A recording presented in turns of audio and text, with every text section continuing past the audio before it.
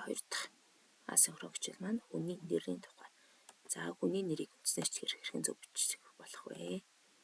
За ямар ч хүний төрсний эрсдлэгийн бүрчээс өдрөөс эхлээд тухайн нэргээд одоо иргэний төлөөлөлд нийгмийн бүхэл харилцаанд орж эхэлдэг. За өөрөлдвөл иргэний бүхэл бичиг баримтад бичигддэг гэсэн. За хүний нэр эзнээ төлөөлөд нийгэмд олон төрлийн хариуцлагатай албыг эзэл дараалан ээж дараалан гүйцэтгэдэг хүүхдийн нэрийг чөлөөтэй сонгох хэрэгтэй боловч за түүнийг дур дураараа бичиж болохгүй нь ойлгомжтой.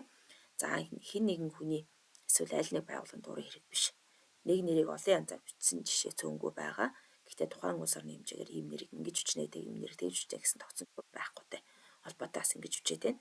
Тэгэхээр элдв төрлийн бодлоо үүсгэх нөхцөлийг бүрдүүлдэг. Хүн өөрийнхөө нэрийг утга учирыг мэддэг, зөв бичиж чаддаг, ер нь хайрлаж бахархдаг, хамгийн наазах энгийн соёлыг хүн бүр эзэмшсэн байх ёстой. Монгол хүний нэрийг бичдэг тухайн нэрийн уг гарлыг баримтлан гайлдаж бичнэ. За яаж хэлж байгаа дуудлага зохицуулаад бичих гэсэн хоёр зарчмыг баримталдаг. За сүүлийн үед Монгол Улсын хүн амын орчимтэй өсч байгаа нэрээр Монгол хүний нэрийн сан өрнөх төвд баггүй өөрчлөлт орж байгаа. Тэгэхдээ энэ дээдлийн хоёр зарчмыг одоо ер нь шаардлага хангаж чадахгүй байгаа. За Монгол хүний нэрийн судалгаа өргөчгээр золивчгүй бас олноор хэвлэгдэж байна. За өргөн хэрэглэж байгаа зарим төлөвчөөс урдах юм бол за монгол хэлний хадмал толын цойл авсан жавын за Сэржээгийн монгол хүний нэрийн лавлах тойл за монгол хүний нэрийн хадмал тойл монгол хүний нэрийн тойл за Чомогшин монгол хүний нэрийн тойл за Мосеас бас эрхлэн гаргасан хүний нэрийн цахим тойл байдаг. За эдгээр тойлогчид нь хүний нэрийг үндэсний бичгээрч гол хэрэглэгдэхүүн болж байна. За монгол хүний нэрийг үндэсний бичгээрчтэй анхаарах зүйлүүд нь гэх юм бол хүний нэр залгааг үндэсний бичиг болон гэрэл бичгийн дуудлагачлалд тохирдог олон нэр байдаг.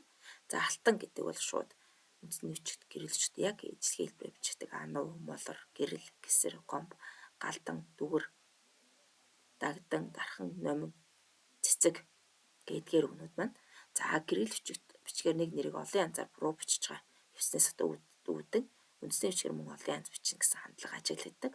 Жишээлбэл ринчин гэх тийм ээ эсвэл ринчин гэдэг бид нар ээтэй бичээд байдаг эсвэл ринцэн гэдэг ээгээр бичээд гэх мэт.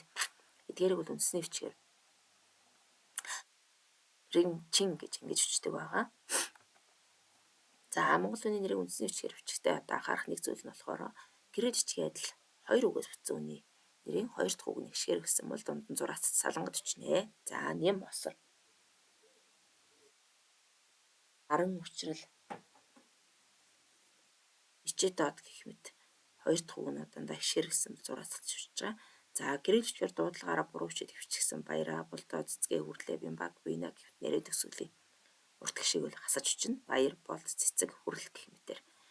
За дуудлаган дээр л бид ингэж дууддаг болохоос биш үндэсний бичгээр бол шууд ингэж үгээр бичдэг байна. За уламжлалын зарчмыг баримтлаад бичдэг үний нэр цөөнгүй байдаг. Жишээлбэл жадамб, миегомб, ичин хорлоо гэх мэт үгнүүдийг хараарай.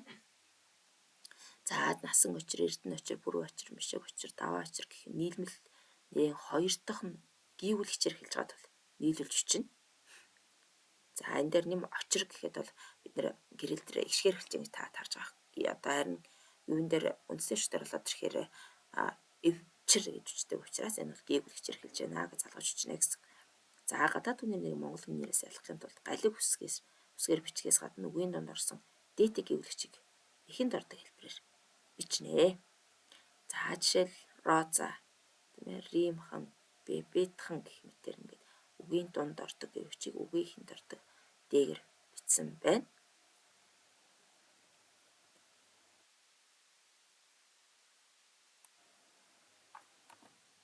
За хоёр үгээс бүтсэн нэрийн эхний үг нь бага инхлэг буюу сүүлийн нэр төгссөн бөгөөд хоёр дахь үг нь г эсвэл хэгээр хэлсэн бол олон шүд дараалан орж унших төвөгтэй болдог.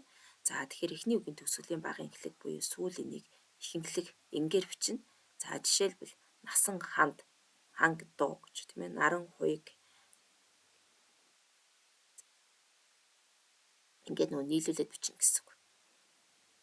За дараачих нь гэрэл бичигт урт гişгээр төгссөн үний нэрийг үндэсний бичигт хос гişгээр бичих тохиолдол байдаг.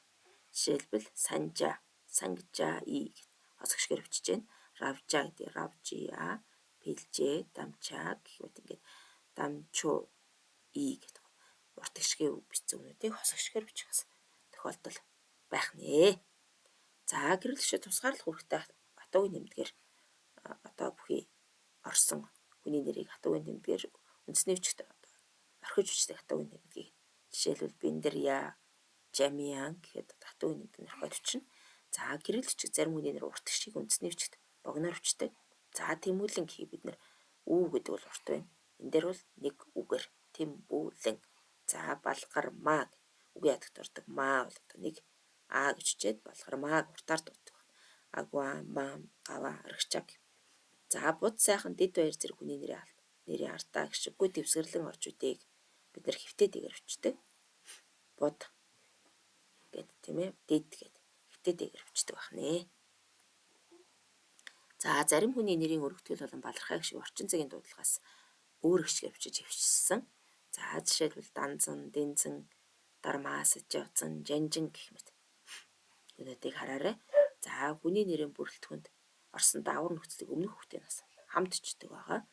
За жишээлбэл анхны баяр, анх нуу гэж бичиж байна тийм ээ. Үүрийн туяа, үүр үүн, дадантай, боролтой гэх мэт нүд харж болох нэ.